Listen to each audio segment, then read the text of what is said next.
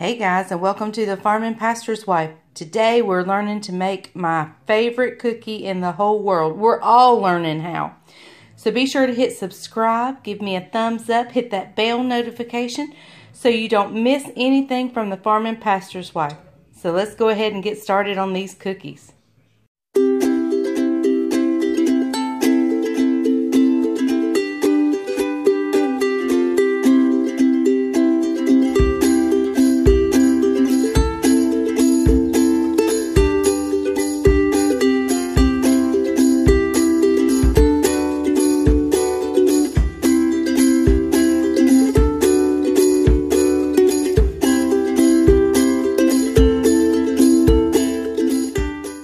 So yes, we're making my favorite cookie, no-bake cookies, aka preacher cookies, which we're going to call them preacher cookies since my husband's a preacher.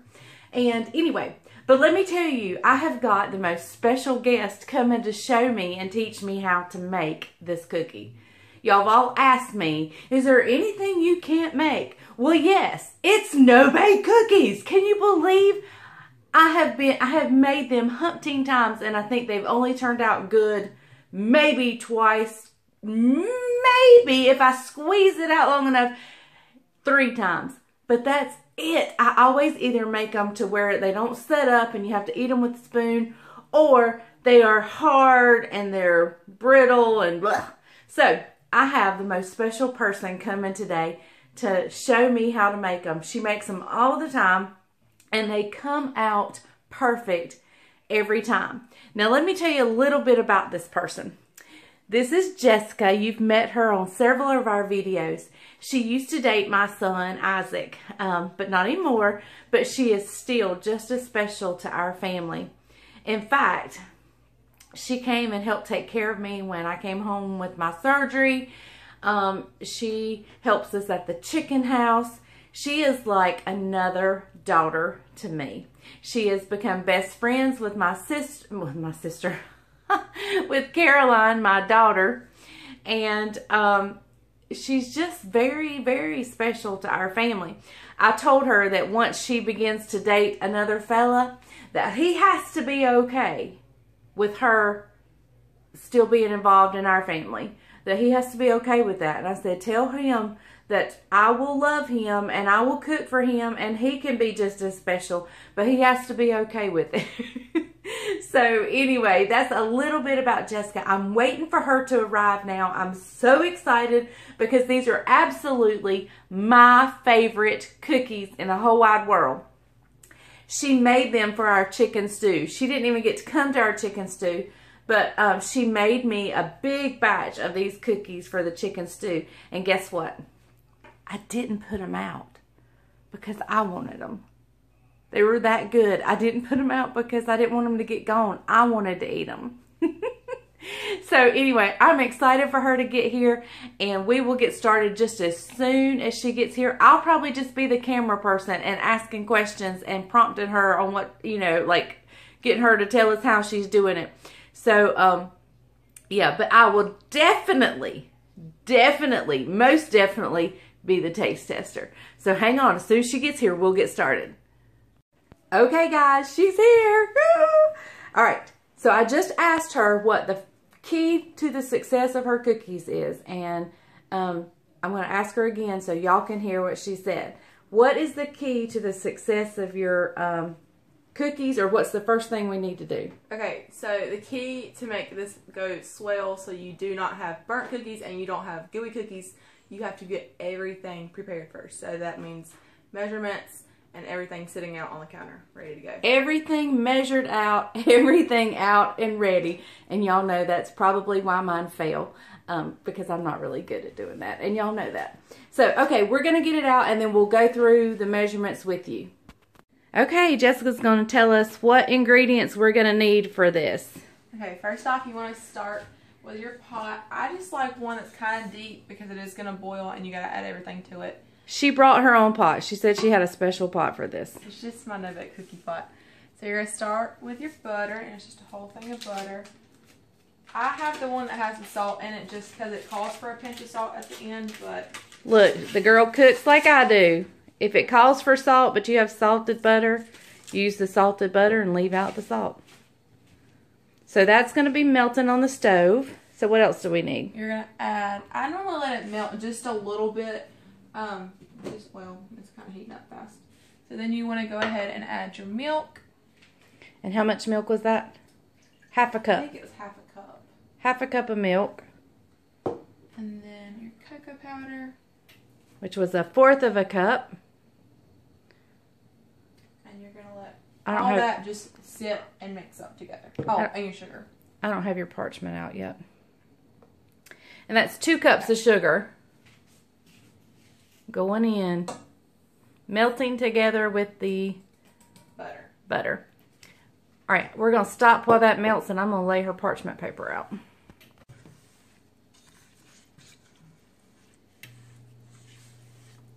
Mixing it all together while it melts. Now, you may want to go ahead and get a timer out.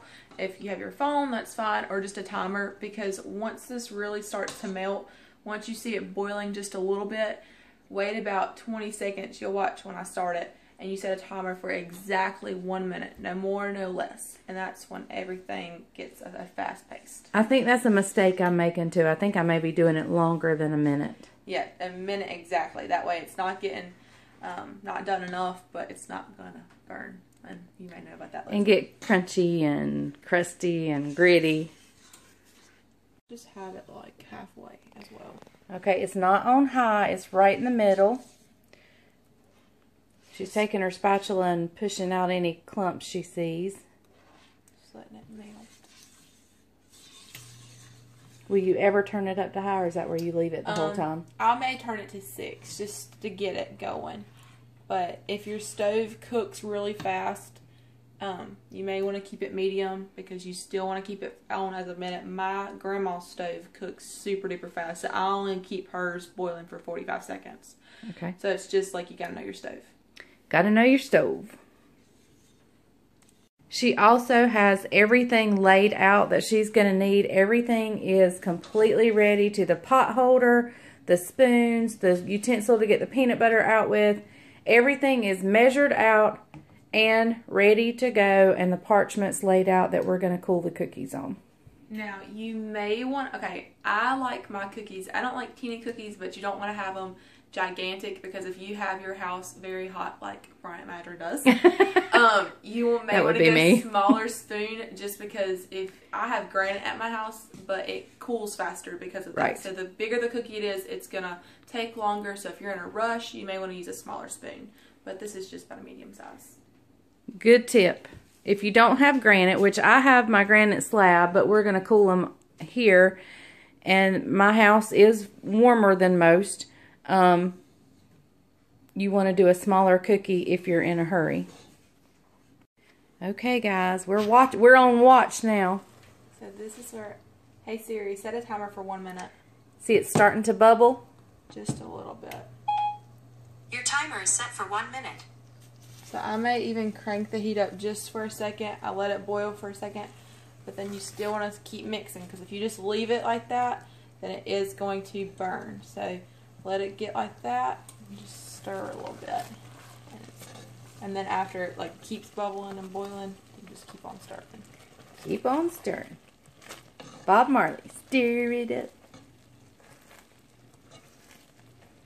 Does anybody know who Bob Marley is? Or is it just me? Just you. Just me.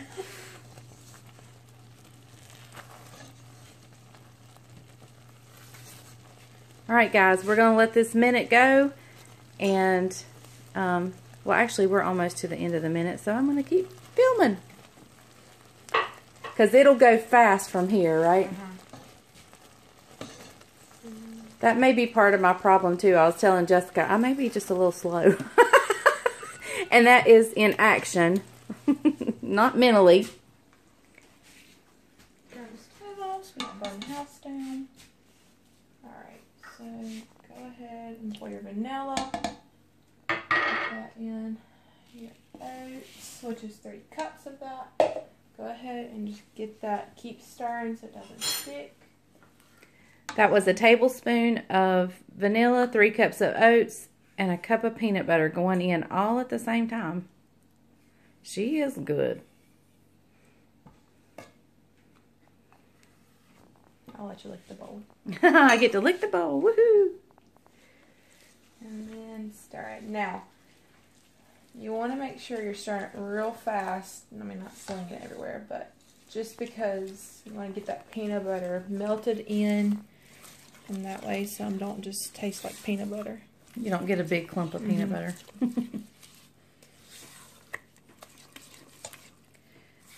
Does this look right so far to you? Mm-hmm. We were talking about that it may just be my house that makes them turn out bad. I jinx them. Alrighty. Now, you want to go ahead and start scooping. Start scooping now. Because the longer you wait, it is going... The firmer that it gets. Yeah. And then they're not going to stick together. Now, I know they look runny, but that's okay. That's a good thing. Really mine always look clumpy and hard, and mine never look like this even at this point. Ooh. Oops.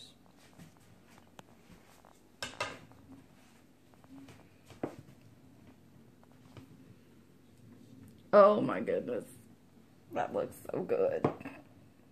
And then, like, after a couple seconds or minutes doing this, then go ahead and stir the pot again just so they're not getting clumped inside. So after you've dipped a while, stir again.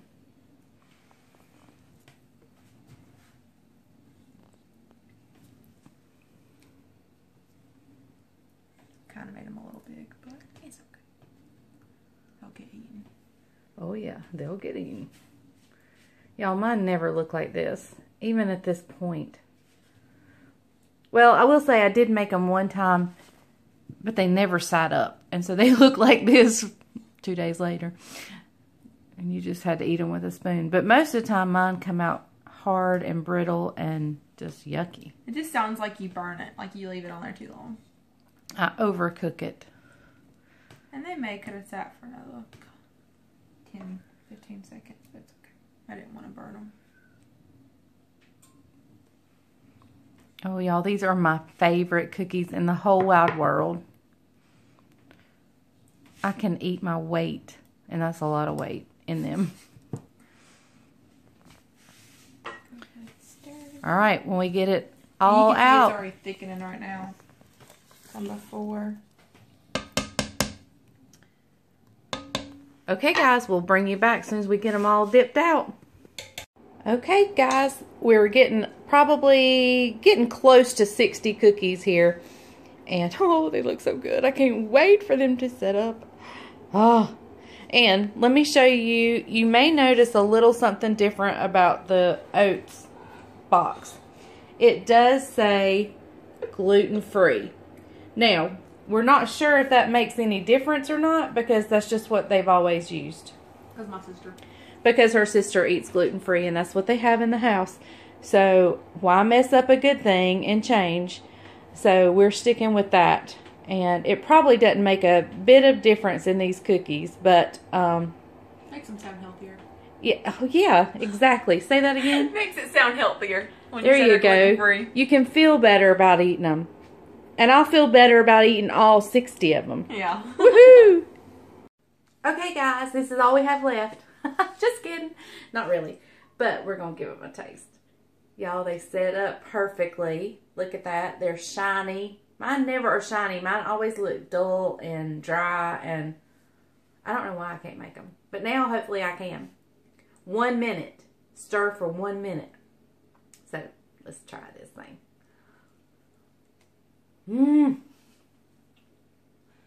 No, these are my favorite. And hers are even my favorite of my favorite. Now, I do recommend, if you're going to make these like for a dinner event or something, get up early and make them, and then that way they can sit, they can cool. These are taking a little bit longer to cool just because I'm not at my freezing house. My house is hot. So it's taking just a little bit longer, but it's not a big deal. Just leave them out and they'll definitely cool. You can turn on the fan. That's what I do at my grandma's house when I make them. But if your stove gets really hot, I do recommend like turning it down to like 50 seconds to 45 seconds. but just making sure it does cook so the oats aren't like crunchy or nothing like that. It was so good. Y'all, so good. And I don't drink milk, so I don't want a cup of milk. I just want a good old Pepsi or Diet Dr. Pepper. Either one. So, but thank you guys for watching. Thank you, Jessica, for showing me how to make my favorite cookie.